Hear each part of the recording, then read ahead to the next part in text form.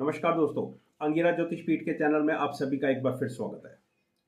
दोस्तों, आज के इस वीडियो में हम चर्चा करने जा रहे हैं पाकिस्तान की जन्म पत्रिका और बांग्लादेश के बारे में। आने वाला समय बांग्लादेश और पाकिस्तान के लिए कैसा होने वाला है, इस पर चर्चा करेंगे। 29 मार्च को नया संवत शुरू हो रहा है। 29 मार्च को ही शनि का ट्रांजिट मीन राशि में हो रहा है। फिर आगे चलकर बृहस्पति का ट्रांजिट हो रहा है, राहु केतु का ट्रांजिट हो रहा है। ये बहुत इंपॉर्टेंट प्लैनेट्स, सभी जो बड़े प्लैनेट्स हैं उन सभी का ट्रांजिट 2025 में मार्च के बाद हो रहा है। और एक बहुत इंपॉर्टेंट घटना घट रही है। 6 ग्रहों का जमावड़ा या 6 प्लैनेट्स एक राशि में आ रहे हैं, वो है मीन राशि।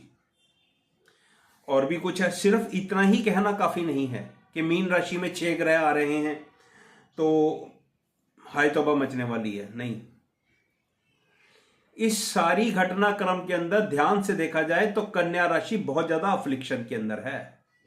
मंगल का भी प्रभाव है और केतु ऑलरेडी वहां पर ट्रांजिट कर रहा है। बेशक इस कन्या राशि पर बृहस्पति का भी प्रभाव है, तो वो देशों की जन्म पत्रियों में किस तरह से बृहस्पति रिजल्ट देगा, ये उन सब चीजों के ऊपर निर्भर करता है। तो इन्हीं सब चीजों पर आज हम चर्चा करने जा रहे हैं।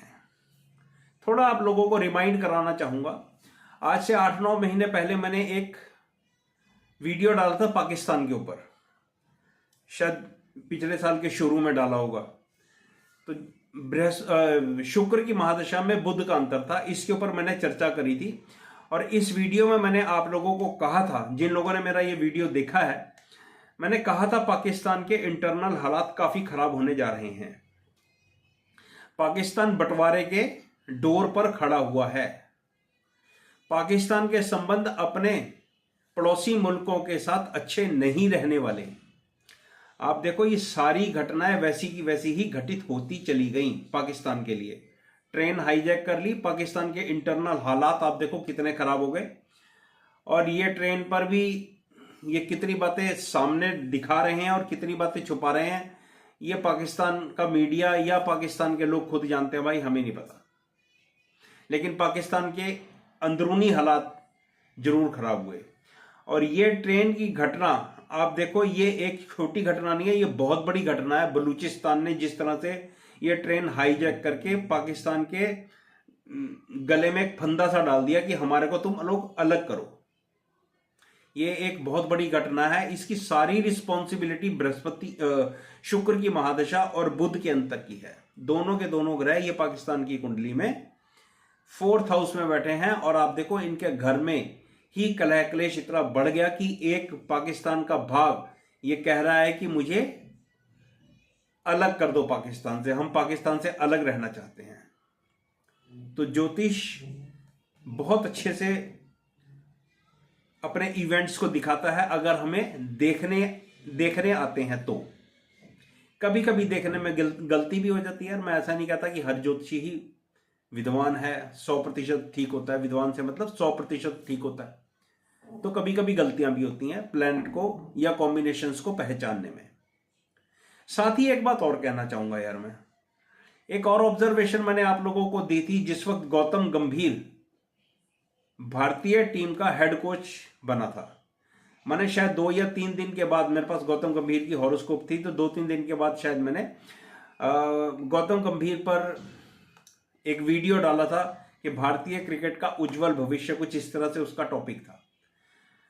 तो आप ये देखो, 2025 के अंदर मेरी ये ऑब्जर्वेशन, एस्ट्रोलॉजिकल ऑब्जर्वेशन गौतम गंभीर की कुंडली पर भी बिल्कुल शब्द बा शब्द ठीक हुई है। आज हम विश्व चैंपियन बन गए हैं। विश्व चैंपियन मतलब आईसीसी ट्रॉफी हमने जीत ली है।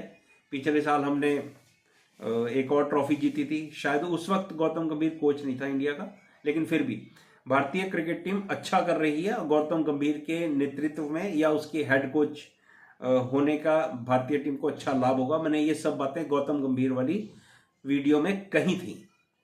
तो ये भी बातें मेरी वर्ड टू वर्ड बिल्कुल ठीक हुई हैं प्रभु की कृपा से और हमारे ज्योतिष शास्त्रों की कृपा से।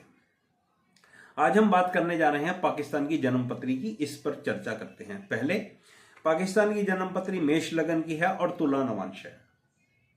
बहुत इंपॉर्टेंट चीज मैं अपने व्यूअर्स को बताना चाहता हूं जो लोग ज्योतिष सीख रहे हैं।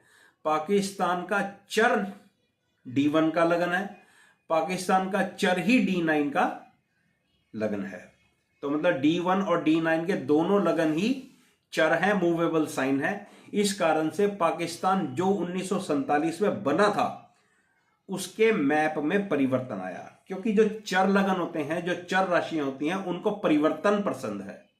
तो आप देखो पाकिस्तान का पहले बांग्लादेश बना, इंटरनल हालात पाकिस्तान के खराब रहे, अभी भी खराब हैं, आने वाले समय में और ज्यादा खराब होंगे और ये अलग हो जाएंगे। और पाकिस्तान जो जैसा 1947 में बना था वैसा नहीं रहेगा।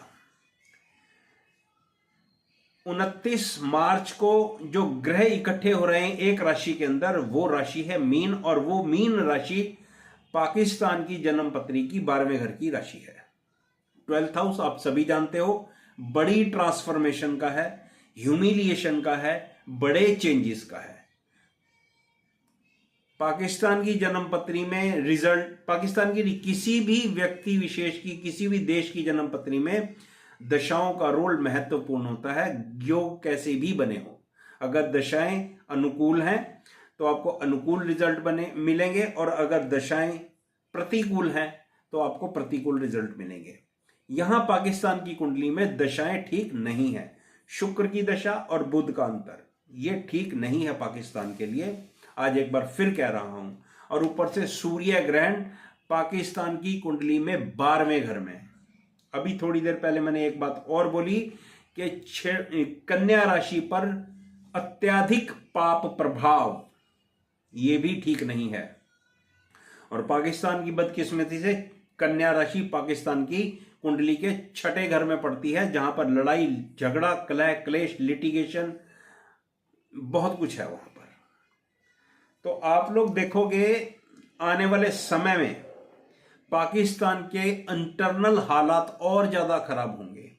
अब मैंने ये बात क्यों कही है और ज्यादा खराब होंगे, उसका कहने का रीजन है, मैं हमेशा इस बात पर एम्फेसाइज करता हूं, दबाव डालता हूं, अपने सेंटेंसेस को अंडरलाइन करके आप लोगों को बताता हूं कि दशा का बहुत बड़ा रोल होता है।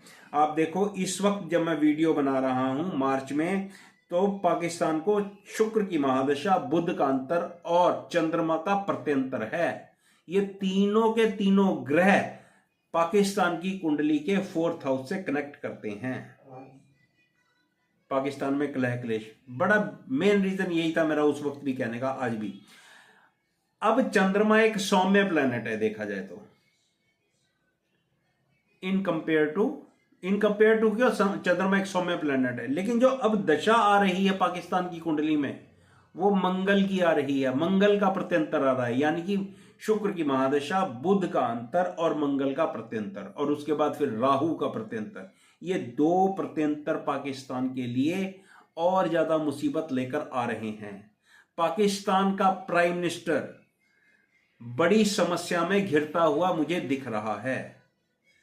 बहुत हद तक संभावना मैं देख रहा हूं कि शुक्र की महादशा में और बुध का अंतर ये पाकिस्तान के प्राइम मिनिस्टर को चेंज कर सकता है। पाकिस्तान के अंदर इंटरनल हालात और ज्यादा खराब होंगे, पब्लिक के लिए ये हालात अच्छे नहीं हैं, चाहे वो क्या बोलते हैं महंगाई के कारण त्राहिमाम करे, चाहे वो किसी और कारण से करे, बम ब्लास्ट के कारण करे, अनचाहे जो क्या बोलते हैं ये प्राकृतिक आपदा होती हैं इसके कारण हो, किसी भी कारण हो, पाकिस्तान के हालात, स्पेशली पाकिस्तान के प्राइम मिनिस्टर के लिए ये एक खराब समय हो सकता है। नया संवत पाकिस्तान के प्राइम मिनिस्टर के लिए खराब। और मैंने पहले भी ये वीडियो में कहा था कि पाकिस्तान के टूटने की बहुत अच्छी संभावना है। आज एक बार फिर रिपीट कर रहा हूं, शुक्र की महादशा में बुध का अंतर पाकिस्तान के लिए शुभ नहीं है। ये धीरे धीरे स्थितियां बिल्कुल उस तरफ लेकर जा रहा है कि पाकिस्तान टूटने के कगार पर है। बलूचिस्तान बहुत हद तक संभावना है कि बुध की अंतरदशा में एक साइड में हो जाए। अगर बुध में एक साइड में नहीं हुआ तो केतु इसको एक साइड में कर देगा। ज्यादा लंबा चौड़ा समय नहीं है। शनि का ट्रांजिट मीन राशि का, और उसके बाद मेष राशि पाकिस्तान के अंदर। ये आने वाले 3-4 साल बहुत खराब हैं, काफ़ी स्थितियां पाकिस्तान की खराब होने वाली हैं। बात करूंगा भाई दोस्तों इसकी क्या बोलते हैं, बांग्लादेश की। बांग्लादेश में भी पिछले दिनों आप लोगों ने देखा बहुत हाहाकार मचा, बहुत क्लेश मचा, काफ़ी हालात बांग्लादेश के खराब हुए और वहाँ पर सत्ता परिवर्तन हुआ। बांग्लादेश की भी जब मैं कुंडली बनाता हूँ नए संवत की, तो वो कुंडली बनकर आती है भाई सिंह लगन की। अब ये सिंह लगन की जन्मपत्री बनकर आती है, तो यहां पर भी जो ग्रहण लग रहा है सिंह लगन की जन्मपत्री में, वो 8वें घर में लग रहा है। और बहुत हद तक बहुत जो एक और खराब स्थिति बनती है नवांश कुंडली के अंदर, धनु लगन उदित हो रहा है और धनु के ऊपर मंगल और शनि का प्रभाव है, और नवांश कुंडली के अंदर लगन का स्वामी 8वें घर में राहु केतु एक्सेस के अंदर आ गया है। तो बांग्लादेश भी अछूता नहीं रहने वाला। जब आप बांग्लादेश की और पाकिस्तान की हॉरोस्कोप, बेसिक हॉरोस्कोप्स को देखते हो ना, तो दोनों में सिमिलैरिटीज हैं। तो आने वाला संबंध बांग्लादेश के लिए भी बड़ी ट्रांसफॉर्मेशन, बड़े कलह क्लेश, और ये व्यक्ति जो इस वक्त बांग्लादेश की कुर्सी पर बैठा हुआ है, इसके ह्यूमिलिएशन के बड़े अच्छे चांसेस मैं देख रहा हूं। इस व्यक्ति के प्राइम मिनिस्टरशिप से हटने के बड़े अच्छे, मतलब सत्ता परिवर्तन के बिल्कुल साफ साफ और सुथरे सुथरे मुझे इस नए संवत की कुंडली के अंदर योग दिख रहे हैं। तो बांग्लादेश के अंदर भी नई सरकार बनने जा रही है। पाकिस्तान के लिए समस्याएं मैंने आपको बता दी, बांग्लादेश के लिए थोड़ी समस्या ज्यादा बड़ी होने वाली है, क्योंकि यहां पर ग्रहों की स्थिति नवांश कुंडली के अंदर अलग तरह से है। देखो मेरा विश्वास नवांश कुंडली को साथ लेकर चलने का है। अब जब हम कुंडलियां बनाते हैं, पाकिस्तान की नए संवत की कुंडली बनाते हैं, तो वो भी भाई सिंह लगन की है। अब बांग्लादेश की कुंडली बनाते हैं तो वो भी सिंह लगन की है। तो हमारे को भाई कहाँ जाना पड़ेगा ग्रहों को देखने के लिए? तो नवांश कुंडली पर ही जाना पड़ेगा। और जो व्यक्ति नवांश कुंडली के बगैर आप लोगों के सामने किसी भी कुंडली पर चर्चा करता है, मुझे लगता है वो जस्टिफाई नहीं कर रहा ज्योतिष के साथ। तो नवांश कुंडली बहुत इंपॉर्टेंट रोल प्ले करती है। आने वाले समय में मैं आप लोगों के लिए कुछ एक वीडियोस भी बनाने वाला हूं। मैंने कुछ एक टॉपिक्स लिखे आप लोगों के लिए, वहां पर नवांश कुंडली की चर्चा करके आप लोगों को सिखाने की कोशिश करूंगा। तो ऑल टुगेदर कुल मिला के क्या बात निकल कर आती है, मेरे ऑब्जर्वेशन के अनुसार आने वाले समय में पाकिस्तान के लिए स्थितियां और ज़्यादा खराब होंगी। नया संवत पाकिस्तान के लिए बड़ी मुसीबतें लेकर आ रहा है। बांग्लादेश की सरकार में सत्ता परिवर्तन बिल्कुल साफ साफ तौर पर दिख रहा है, और बांग्लादेश के अंदर भी जो आंतरिक हालात हैं वो भी वहाँ पर वायलेंट हो सकते हैं। पाकिस्तान में तो हो ही सकते हैं। धीरे धीरे मैं आप लोगों के लिए वीडियोस बनाता जाऊंगा। मंगल और राहु के बारे में मैंने पाकिस्तान की कुंडलियों पर आपको बता दिए। ये सुक्के नहीं जाएंगे, जिसको कहते हैं ना कि सुक्के चले जाना। ये घटनाक्रम और वायलेंट घटनाक्रम पाकिस्तान के लिए दिखा कर जाएगा आप सभी लोगों को। तो एक ऑब्जर्वेशन नए संवत पर हमारे पड़ोसी देश पाकिस्तान और बांग्लादेश के बारे में। वीडियो देखने के लिए सभी का धन्यवाद।